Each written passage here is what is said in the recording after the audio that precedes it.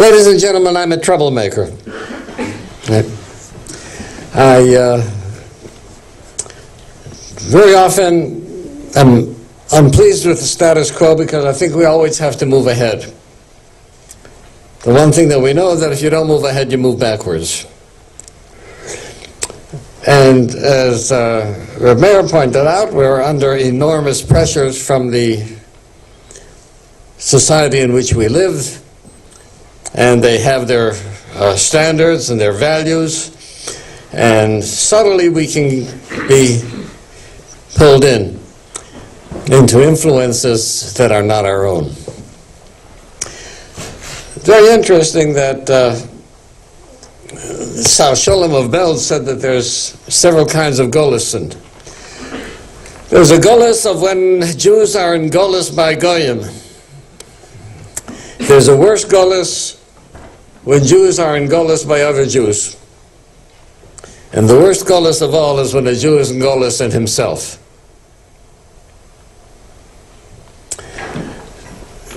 A Golus in himself means that the neshama that we have is oppressed and cannot live up to its potential. And we are in Golus, oppressed by ourselves. See, Meir quoted the Chinuch, where he said that a person is influenced by his behavior, that behavior determines emotions. Very often we think the way we feel, that's how we act. The Chinuch says, no, that's not necessarily so. The way you act determines how you feel. It's very interesting that there's the famous letter of the Ramban to his son, which the Ramban tells us that we should review at least once every week. And the Ramban starts off his letter by telling his son to be very careful with his anger and rage. And by the way, when he's talking about anger, he does not mean feeling anger. You can't help feeling angry. If somebody provokes you, you're going to feel angry. The kas that he's talking about is kol hakoyes, kol hashever kelem v'chamosoi, the way you react and act out your rage. So he starts off by telling his son, be careful with your rage. And if you will be careful with your rage, and you'll control that, that will bring you to anova, to humility, which is the finest of all traits. To me, the question was immediately obvious. If humility is the finest of all traits, why don't you start by telling your son to be humble? Why do you have to go around like this? Yeah. Control your rage, and then you'll get the humility, which is the best of all traits. Start off with humility. The Ramban was too smart for that, because it can't tell a person how to feel. You can't tell me how I'm supposed to feel. You can tell me how I should act. And inasmuch as the Chinuch says that emotions follow our behavior, when the Ramban says, control your rage, that's something you can do. You can behave that way. And once you act properly, that will bring you to good midos, to good character traits. Because you see, my friends, what is most important in our lives as Jews is what? Kashrus, Taras HaMishpocha, Shmiras Shabbos. Of course, without that, that's the ABCs. You can't build a house without bricks, or wood, or whatever substance you're going to use. But the fact is that if all you have is bricks, you have a pile of bricks and you don't have a house. And there's something that you have to do with the bricks to formulate them, to bring them together into a house. And what Ramchal says in Mesilas Yesharim is that the basis of Torah and mitzvahs is midas, character traits. Let me give you a quote. In some way, it's an astonishing quote. The quote from Reb Chaim Vital, who was the successor, the outstanding student of the Arizal. And his question is, why are the Midas not mentioned specifically in the Torah? We have 613 mitzvahs. We learn Midas from the way Avram Avinu behaved, from the way the Shvat. We learn Midas from the narratives of the Torah. But no way does the Torah say, you're not allowed to be a kassen. You're not allowed to go into fly into rage. So Chaim Vital says, Hein hachonos ha'ikrios al tayag mitzvahs b'kinyumim ha'bivitulim. The midas are a basis and a preface to either observing or violating the mitzvahs. And then he goes on to say, I'm not going to quote the whole thing, V'hilfikoch inyan hamidas harois, bad character traits, koshim min haveres asman me'od, are much worse than averes. Uvazeh tovin inyan masham razal, and now you can understand why the Chachomim said, kol hakoyes, that if anybody loses his temper and goes into rage, oived avoid zora mamish, he is an idolater.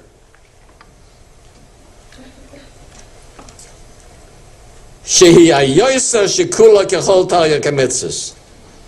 Avoid zora, the worst of all of the averes. If somebody is narcissistic, self-centered, thinks he's better than everyone else, he's someone who denies Hashem. The timsa, now listen to these words.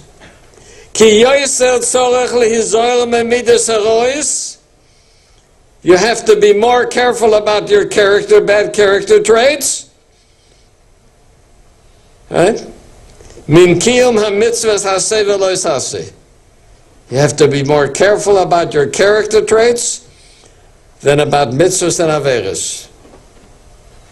Ki b'yoseh bal midas tovos, if you will have good character traits, b'nekel yikayim kol ha-mitzvahs, then you will be able to fulfill all the mitzvahs. Is it possible that you hear someone said, oh, that person is a fine Talmud Chacham, a gewaldiker Yireh Shamayim, but he's a kassen, he's a bad temper. Rabbi Chaim Vital says that's impossible. He can put on 2 pairs of tefillin in the morning and go to mikveh every morning, and if he's a kassen, he's a shegitz. And worse, bad character traits are worse than averes. You know, my friends, we're living in a dangerous period of time. I don't know that's ever happened like this. Now, I want to tell you a Musa Shemulis that I had. It was a very strange place.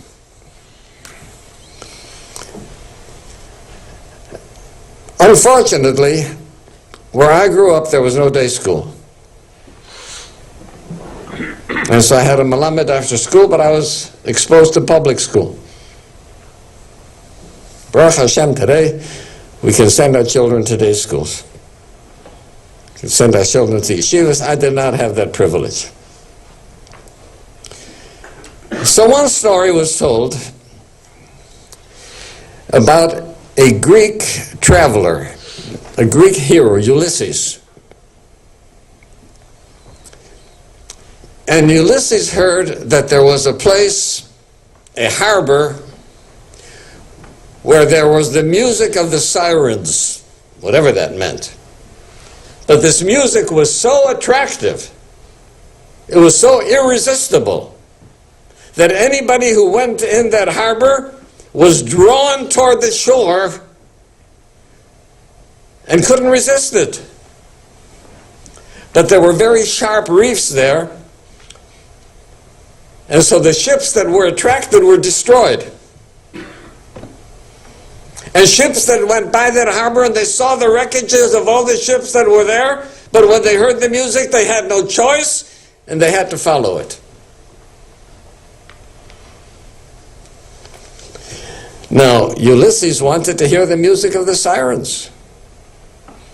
But he was smart enough to know that he didn't want to lose his life in the process. So what he did is he stuffed his sailors' ears with wax, so they would not be able to hear the music. And he had himself tied with strong ropes to the mast.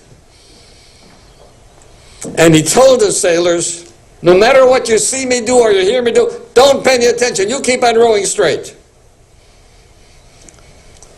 And so they rowed past the harbor, and the sailors could not hear the music of the sirens, kept on rowing. And Ulysses, who heard the music of the sirens, started screaming, head toward shore, head toward shore. And the sailors kept moving, they couldn't hear him. And he struggled against the ropes. I'm your captain. You have to follow my orders. Head toward shore. And they couldn't hear him, they went down. And later on, after they passed the dangerous area, he recognized how close he had been to disaster. And it was only because he was tied to the ropes, tied with ropes, that that saved his life.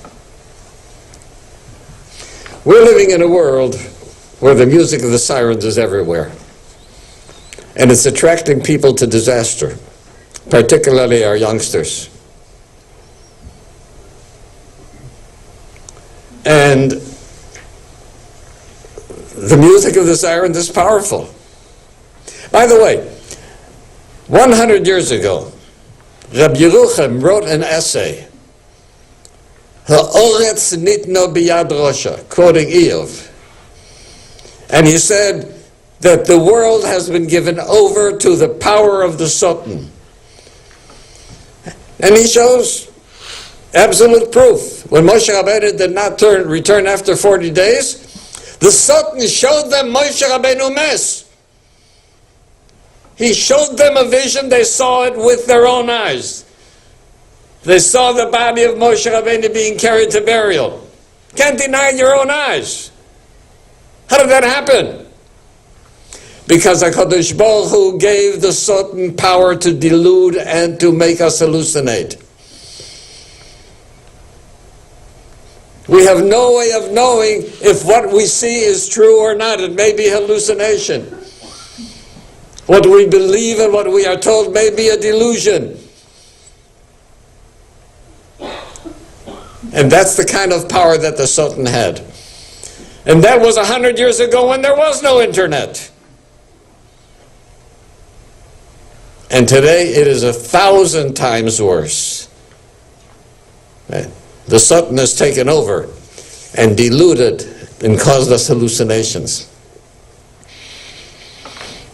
And we have only one way to defend ourselves. We have to tie ourselves with ropes to Torah. And when we tie ourselves with ropes to Torah, it's not only the mitzvahs hasei, the mitzvahs lois hasei, as Reb Chaim Vital says, but it's the midas of Torah. Now I can't reach everybody, but I can reach you. I want us to all have on the table several sforim that we regularly learn and that we regularly talk with our family about and talk with our children about. Mesilas Yesharim, Orchos Tzadikim, Milas Hamidus, and at the Shabbos table or any other time that we have an opportunity to learn and talk about Midas. But learning and talking about Midas isn't enough. We have to act Midas. We have to be careful that we don't go into chaos, that we don't lose our temper. Of course things can happen that provoke us. You come home after a day of work and everything is tired and the house is upside down, and then somebody says something that really provokes you. Yeah. But there you have to be sholet and not allow yourself to go into a rage. And you have to be careful about humility, and you have to be careful about envy, and you have to be careful about sticking to the truth, absolutely to the truth. If our children see us lying, right, we've lost them. If our children see us having bad midas, I might tell you that I have worked with youngsters who have gone off the derech, and so many of them have said that the reason they went off the derech was that they saw Yiddishkeit as being ritual only, but missing the substance of midas. And if we want our children to grow up to be true Shemre Torah mitzvahs, then we have to show midas in our own lives. Someone asked me, I wrote a book about spouse abuse. Is it possible for a firm person to be an abuser of his wife? I said, impossible. Can't be. But I know that it's happened. I said, he's not a firm person. It's no difference to me as to whether he violates Torah by going into McDonald's and eating a cheeseburger, or whether he violates Torah by being discourteous and abusive to his wife. Listen to a statement of Reb Chaim Vital. A person has done wonderful acts of chesed. I mean, he runs around doing wonderful things. Doing all kinds of tzedakos. And now he's going to come up after 120 years to Gan Eden. And he knows that he's going to give him a wonderful place in Gan Eden. Let him know for certain that the Beis Shalmaila in heaven will investigate how did he behave toward his wife.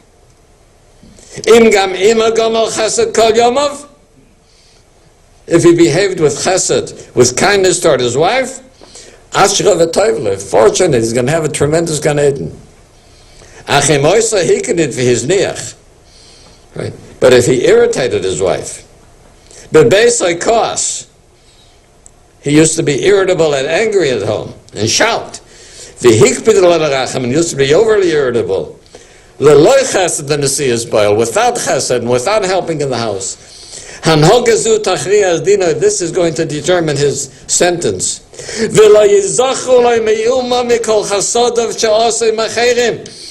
all the chesed that he did for 80 years with others will not even be mentioned. Can you imagine that? If this person who had done chesed had unfortunately one time couldn't resist, he was very hungry, and he went in and he ate treves. Terrible thing. They will punish him in Gehenna for the treves, but they will not take away his mitzvahs of his chesed. But on the other hand, right, if he was emotionally and verbally abusive to his wife, I'm not talking about physically abusive, but if he was abusive to his wife, all his chesed will not even be mentioned. 80 years of chesed going down the drain. You see, my friends, this is why midas is important. The name of the game is midas. Now, obviously, a person who chas v'sholem chal Shabbos, or doesn't observe kashrus or taras hamishpocha, there's no way that he can be ashamed. I mean, that's living an animal life. But by the same token, let us not forget what the Ramban says in Parashat Kedoshim. And the Ramban says that so beautifully. The Ramban says the mitzvah of Kedoshim means over and above keeping the 613 mitzvahs. Because the Ramban says it's possible for a person to keep 613 mitzvahs and be novel b'shus ha-Torah. He can be a vulgar person with the hechsher of the Torah. He's doing everything right. And the mitzvah of Kedoshim Tiyu is a mitzvah esed deraisa, just like putting on tefillin or tzitzis or mezuzah or anything else. So you see, my friends, we're living, Meir talked about, we're living in a culture that has such false standards. I recently wrote a book called Without a Job, Who Am I? And as Rabbi pointed out, our culture has said you are what you do. Your job defines who you are. And so if you don't have a job, so who am I? You're laid off from work, I'm a nothing. No way. The job is a way to earn a living. It doesn't say who you are. Then what does say who I am? What does say who I am is how do I behave and how do I act. And how I act, that is how I will get to feel. Now you say, well, how can you tell somebody how to feel? Well, the Gemara has a problem with that. Ve'ahavta es Hashem Elokecha. You should love Hashem. You can tell me I have to feel love. How can I be told what I have to feel? So the Gemara says, I'll tell you what it means. Ve'ahavta es Hashem Elokecha means sheyehei shem shamayim misahev al yodecha. Act in a way that people will love Hashem by observing your behavior. How? Speak decently. Speak pleasantly. Transact honestly. Let people see what it means to be a Shema Torah mitzvahs. And when they will see that kind of behavior from you, right, then they will get to love Hashem, and that's ve'ahavta, making Hashem beloved.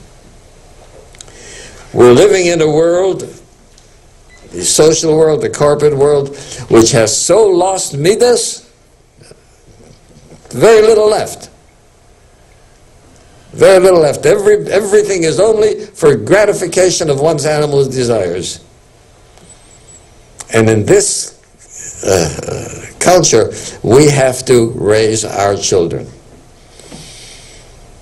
And yes, we can send them to fine yeshivas and to fine girls' schools, and the yeshiva and the schools will hopefully do the best they can with their limited resources, but it has to begin at home. It has to begin with our own midas. And the mitzvah Hashem, by observing the midas, and now to say, these shvurim should now not leave the table. Shvurim of midas. I mentioned several. I mentioned Mesilas Yesharim, in Malas HaMidas, in Orchos Tzadikim, and the shvurim of Rav Dessler, and the shvurim of Rav Shlomo Waldman, the Sifrei Musa, Sifrei Chassidus, that talk about midas. Clearly we have to have Shulchan Aruch. Without that, it doesn't begin. But we have to put the emphasis on midas for ourselves and for our children. Thank you for listening.